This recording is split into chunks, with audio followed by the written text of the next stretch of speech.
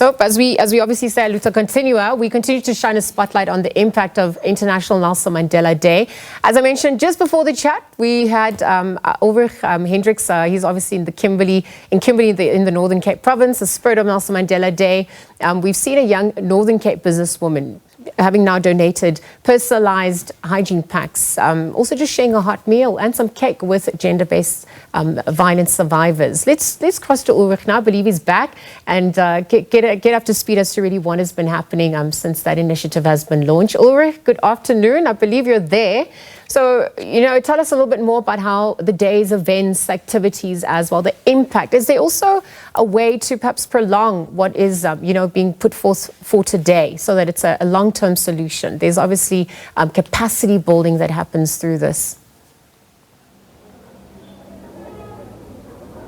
Hi, good afternoon, Liesl. And yeah, we enforce in Kimberley, of course, Northern Cape, one of the provinces where gender-based violence is a huge problem.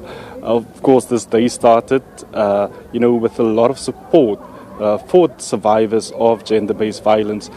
We saw a gender-based violence survivor and author, Levin Akom, talk to us earlier and speaking to the woman who attended this event, talking about, the hardships she went through when she was faced with domestic violence, not necessarily violence, but,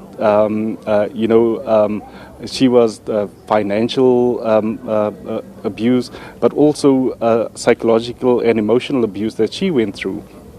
And she going through that whole process, without help. And then she decided that she'll become a lawyer or an advocate to assist other women. So a lot of wisdom and advice imparted by Levin Akom, but also by police who are working with gender-based violence, and they basically saying that the biggest thing for women who are still trapped, in these situations is to break the silence. But a lot of support, as I said, the local businesswoman who made this day possible. Aena Mwenze, tell us why did you decide on to focus on gender-based violence? I focus on that because the women passed through a lot and they lost their autonomy and dignity. So that as it's my birthday, I said, no, I have to put a smile on the women like me.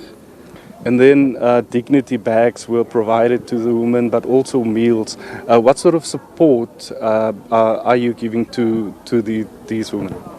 The support I am giving to them, it's about to lift up their mind so that they can think they're still so important for themselves. They are precious.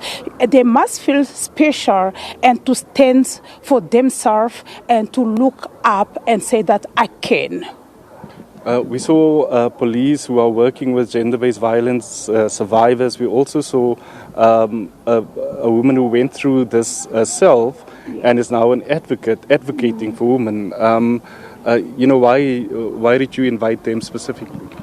I invite them to encourage the ladies and to show them that they have an example of the lady who passed through, but today her life has changed into what she wasn't doing anything from advocate from nothing to something.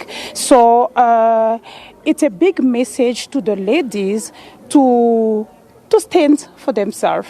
And what message will you give to women who are going through, domestic violence and gender-based violence?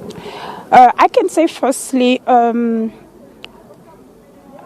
in a marriage or in a partner or in the situation that they are passing through, it's true that it's not easy, but they have to move on. They have to think about themselves. They have to take that determination to stand up. I'm putting the accent to that because sometimes through the situation that we're passing and we drop ourselves and they say that I don't have why am I alive? I have to die. I have to do this. So, but if you have that determination, that potentiality to say, no, let me stand, automatically, by working on your own mind, physically, you're going to stand and you're going to achieve the goals of anyone can achieve in life. Thank you very much. Aena Mwenze, of course, a local businesswoman here in Kimberley, with donated a time, and of course, gift bags, a warm meal to women here in this area affected by domestic violence and gender-based violence, Liesl. But of course, as I said, the message of support of women who have gone through this, but also, advice for women who are still trapped in these situations. A lot of women saying that, the difficulty of leaving that situation is immense because they are financially dependent on the spouse or the partner. They are emotionally dependent because a lot of times children are also involved, and that makes the situation more complicated and makes women to stay in these situations for longer than is necessary.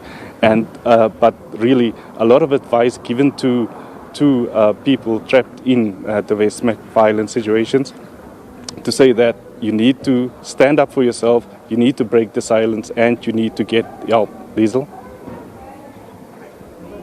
Story of hope. Of course, we continue to look at the impact the former president has had on the country and the world over as we take on that baton and continue to serve, the most vulnerable and the marginalized. Thank you for that update at this hour.